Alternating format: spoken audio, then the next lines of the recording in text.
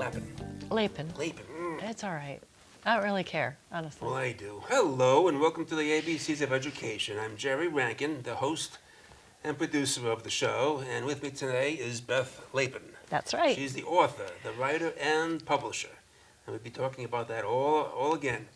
And we had a first show mainly about her background and some of the things she's done in the past, and we won't reiterate most of that stuff.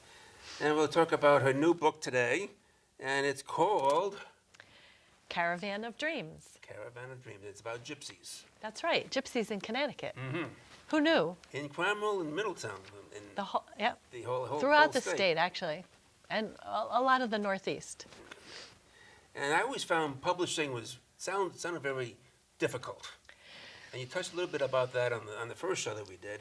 And can you go a little bit more detail of on publishing and how for you and how you first published and how you kind of took over the reins? Okay. So in general, when you finish a book, you would like to find a publisher. You send out query letters to agents. Most publishers require you to go through an agent. And the publishing world is in flux right now, primarily because there's so much self-publishing. So it's very difficult to get an agent to look at your work. When I finished my first book, which was called To Say Goodbye, and I sent out letters, I was also on a listserv that talked about different places that people could publish. And I saw a notice that was from a small press called Wings E-Press, and they were looking for mature heroines.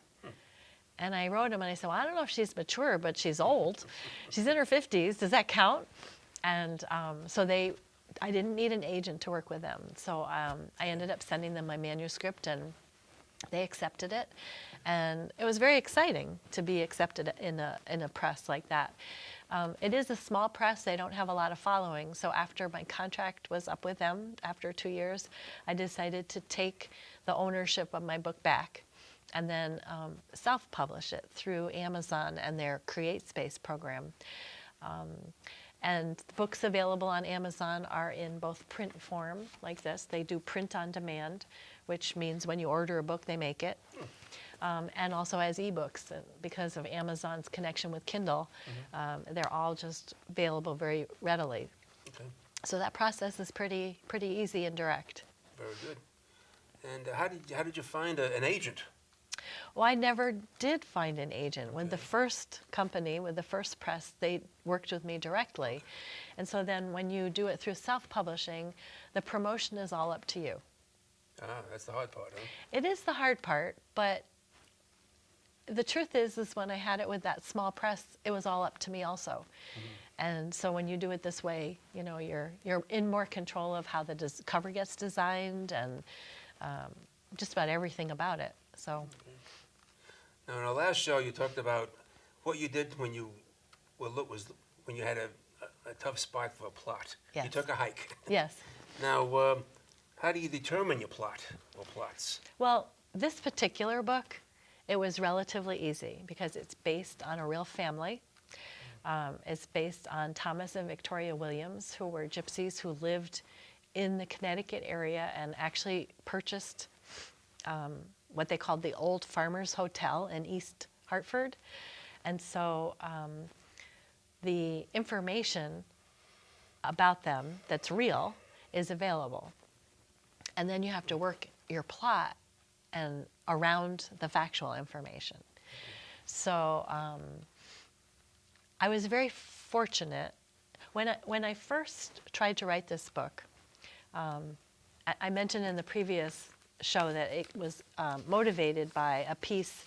It was actually in the Middletown Press where they had a notice 50 years ago, 100 years ago, and this one was from in 1996. I saw this information, and I thought, oh, I'd like to write a book about gypsies, and I tried to do some research because I didn't know much about them.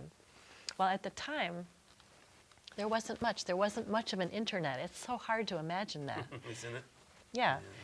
But when I finished my first book and my writing group said the next week, what are you going to write next?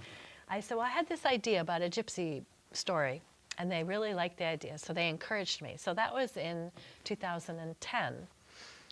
And I started researching. there was much more information on the internet.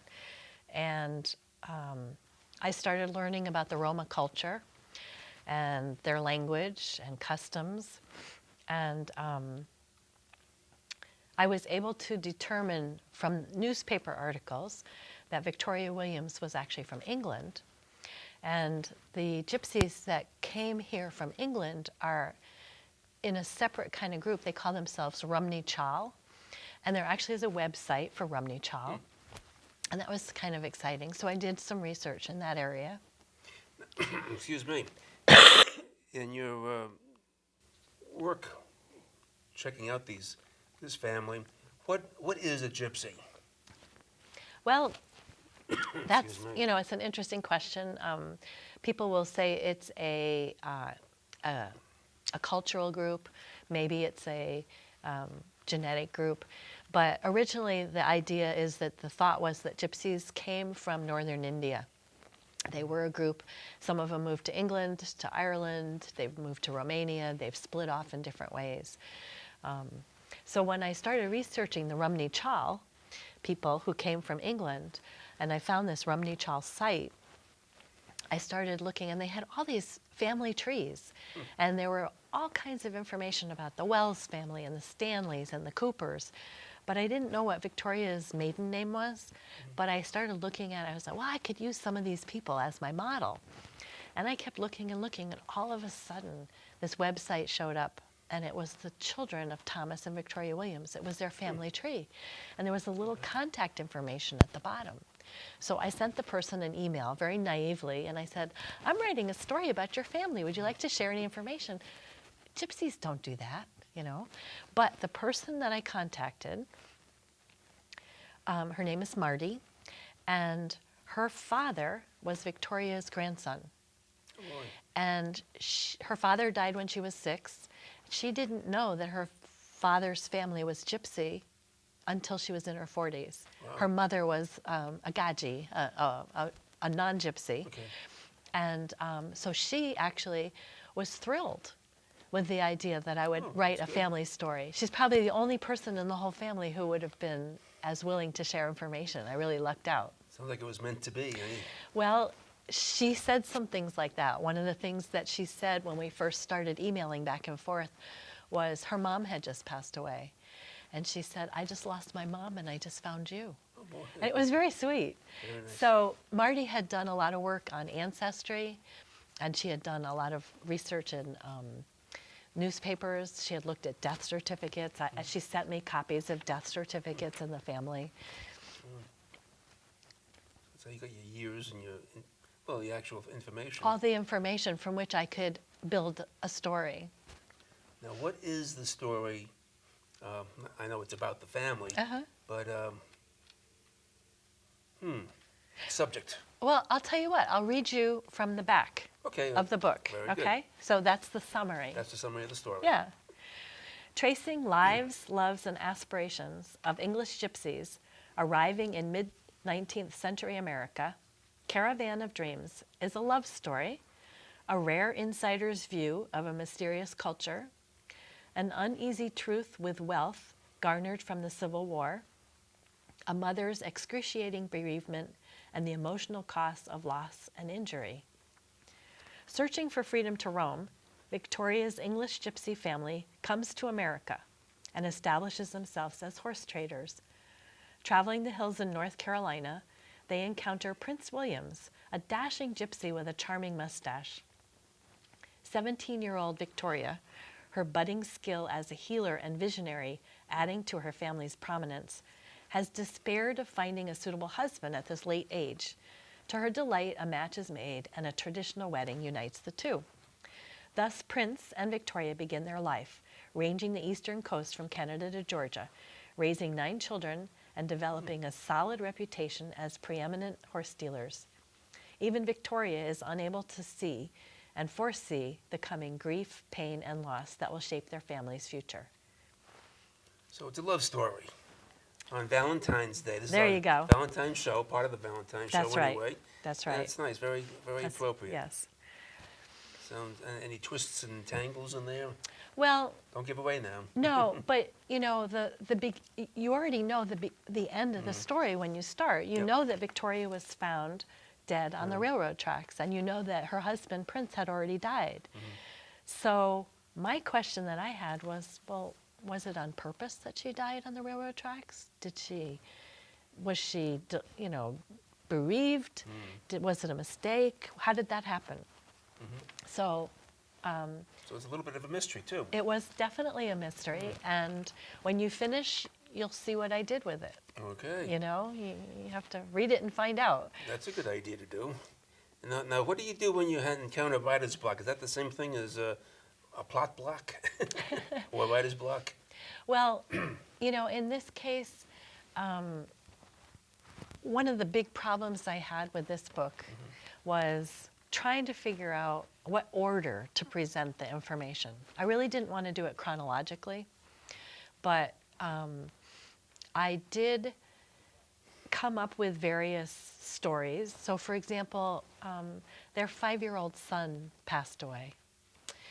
And I knew that had to be a chapter, but I didn't know where it was going to fit in. So I wrote the chapter, and what I ended up doing was labeling each of the files with the date that it happened. And then when I ultimately was ready to start putting the chapters together, I was able to find everything and know where to put things.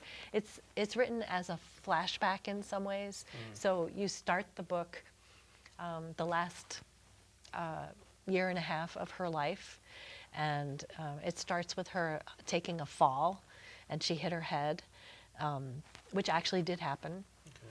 And during that time, she'll have flashbacks to when she met Prince.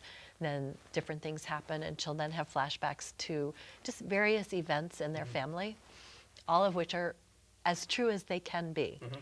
So I have their birth certificates for some, or where the different children were born. And so, for example, Morris was born in Canada, the 5-year-old. And then one of the other sons was born outside of Buffalo. So I was trying to understand, why were they there then? So I came up with some ideas, and they were horse traders. Every article that I saw in the newspaper, in the Hartford Courant, talked very kindly and respectfully of this family. So I think they were very much above board. And what they would do was they had their establishments in East Hartford. They had a sales barn in Willimantic. And they would usually travel south in the summer, get their horses, and bring them up to be sold. Well, when we started the Civil War, the South wasn't really interested in selling horses to the North after that. And there was a great demand for horses in the Army. And one of the things that I learned was that a small horse from Canada called the Canadian horse was used often in the armies. You could get $120 for providing a horse to the Army, which was quite a sum of money at that time. And so I decided that the reason that Morris was born in Canada was because this family had gone to Canada in the summer instead to get horses. And kind of worked on things from there. It turned out that when I did the research on this horse, they almost were decimated in the war. They almost lost that whole breed of horse. Yeah. Let's see. Once you've begun a story, where do you get your ideas? Well, this is all you already pretty got much, the ideas yeah, from right. But you know, I'll tell you, Middletown Press. right. But part of what I did also, I mean, I had to do a lot of history research and find out what other things were happening at the time. They lived in East Hartford. There was a bridge that went across from Hartford. It burned at one point. They rebuilt the bridge. It got knocked out by an ice storm. So I had to incorporate a lot of that information in there. I would email Marty a lot, the great-granddaughter, and ask her questions. And she was great about sharing all this information. So I did this for a while with her, and I never showed her anything I wrote. And I thought, I really need to do that. So She lived in She lives in New Hampshire. So I took a chapter I had written about Morris, the 5-year-old who died. And the information that she had given me was that on his death certificate, he had died of acute indigestion. And the newspaper articles said that some of the other family members had gotten sick also. So that's all I had to work from. And they were in Norwich, in a camp in Norwich. So I wrote the chapter, and I went up to see her. And I was terrified because this was early on. And I thought, well, if Marty doesn't like this, and then she'll stop telling me things, and I won't have anything to use to write from. So I went up and I met with her. We sat out in her yard for a couple hours, and when I left her the story. And I got home and I got an email from her, and she said, "Now I know what happened to Morris." And I thought, oh, good, So that was very satisfying, So she's been a really strong supporter. In fact, I've dedicated this book to her. That's nice. Another thing that was interesting that happened was after I had finished this text, I tried to find an agent publisher, and I was putting things out. So I put an excerpt of this on my website, and I got an email from somebody, and she said, "I think you just wrote a book about my great-great-grandparents." I was like, what? She's another person who lives in Connecticut. She's actually descended from the same child that Marty is. They didn't know each other. And she actually was raised in a gypsy family still now. She's lives in Connecticut, but so she read this book too, and was able to kind of verify a lot of the information. When she read it, she said to me, "How did you know all this?" And I said, "Well, the internet." And she goes, "That's really sad," she said, "because it used to be more of a hidden culture. And, the information that you have in there, it's all right on target." Wow. She only had one thing that she suggested I change. 2 things. One was that the word that her family used for mother was different than the traditional word. Okay.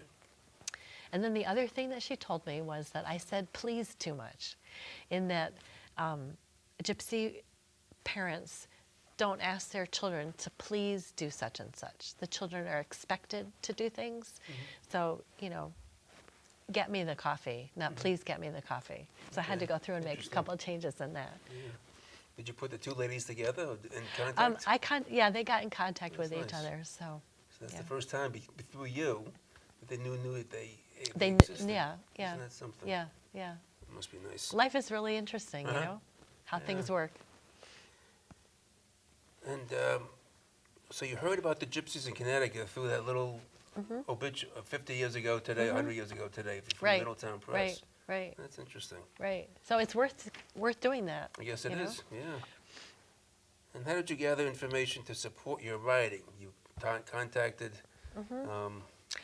the great-granddaughter. Right. And I did a lot of looking at things online myself. But Marty had put together a little packet of clippings from the newspaper. And then I did some more. And like I said, when I found out certain things, I had to do some research on what was happening at that time, what else was going on, how could it be that something like this would happen, or how does that fit into the context of the history at that time? The Civil War was a big piece, Yes, it going was. on. Let's see, can you give an example of fact versus fiction in your work? Well, I'll give you an example in that the sad part was that they lost Morris, who was 5 years old. They also lost their eldest son. And he was named George Washington Williams. He was named after the president of the country. He was going to inherit the whole family business. He was the head of the clan. He was going to be their successor. And he died. He died quite young. And through the death certificate that Marty gave me, I know where he was living when he died. I know what he died from. I know when he died. So that's all factual. But he basically died at that time they didn't know what to call it, but it was a staph infection that he got from some kind of a scrape or whatever. So how did that happen? What were the interactions between his parents and him and his brothers and sisters and all that? He was married, and his wife and children were no longer living with him. Why was that? So I had to come up with some answers for that. So it's an embellishment of the truth in some ways. It's taking the truth as you know it and trying to fit it into the personalities. I don't really know what his personality was like, obviously, but and I went to see his grave. His grave is in East Hartford, in the cemetery. Thomas and Victoria are buried there. Morris is buried there. George Washington Williams is buried there. A couple of the other relatives are buried there. So I did a bunch of those kinds of things just to try to get a sense of who these people really were. Sounds like they were hovering over your head while you were writing the story, kind of whispering in your ear the true facts. I hope so. I hope so. There are some chapters in here that feel that way. I don't know where the ideas came from. Isn't that something? You know, so. So you're writing the story, but you're living it at the same time. Oh yeah, definitely. I mean, there are times when it happened a little less in this book, but one of my previous books, there was a piece in the previous book where the woman left her family and was living in an apartment. And I was going through some store and I was like, oh, that would be great for the apartment. And I was like, I don't have an apartment. She has an apartment. What am I thinking? You know? So you really start living some of the life of it. Do you identify yourself with one particular character in this book? Well, Victoria is the main character. And it's from her point of view, it's her voice, so, you know, probably her. And when I was writing about the passing of her son, both of them, and then Prince when he was dying, it was hard. I was very attached to them. Yeah, definitely. My writing group at the time, the way the gypsy family's tradition is that when someone is dying, everybody comes. So when I've talked to people about this book, almost everybody has a story. People will say, oh, in the 1960s, I worked at Hartford Hospital, and the king of the gypsies was dying then, and his whole family came, and they camped all on the grounds of the Hartford Hospital. I was like, of course they did. That's what they have to do. So when Prince was dying, all of his kids had to come from all over. And they had 9 kids. No, they had lost 2, but that's still 7 families. And so I had to have each one come, and the next one come, and the next one come. And my writing group was like, you just don't want him to die, do you? It's like, well, no, I really don't. It's hard, you know. So I definitely am attached to that. And when I reread it again recently, it hit me again. Is that right? Yeah. So You put your heart and soul into books. And this you book in can, particular. yeah. And the people, not only on the paper, but they come alive every time you read it. Yeah. That's nice. Before I forget, you're having a book signing at the end of February, February 28th, on Saturday, at the Russell Library in Middletown at 2 p.m. to launch the presentation of Caravan of Dreams, the gypsy book you've all been awaiting. The event will be at the Russell Library in Middletown, again on Saturday, February 28th at 2 p.m. And we will have no snow. No snow. We've That's a had guarantee, enough huh? snow, right? This is not leap year, is it? I don't think so. No. That's very good. And I won't be able to be there. I'll be out of state. Oh, shucks, gee whiz. But You have a good excuse. in a That's warmer climate, I'll good. put it that way. Good. Let's see. I want to do a couple more questions. We have about maybe 4 minutes left, or thereabouts. Now, how did you develop your writing habits, and what are they? You think I have writing habits? I don't know. You have to tell me. There must be good habits if you have writing habits. When I'm focused, and I'm working with a group and there are deadlines, I have good writing habits. People, I was interviewed once and someone said, well, do you listen to music? I'm like, music? It never occurred to me to listen to music while I was doing it. I generally sit there at my laptop and I type. And I have to say that the internet and the research that you can do just right there at your computer is mind-boggling. You know, it really is. So when I'm writing about Hartford in 1870 or something, I just can Google it and these photos show up from the library and I can envision what things look like and I can describe them better.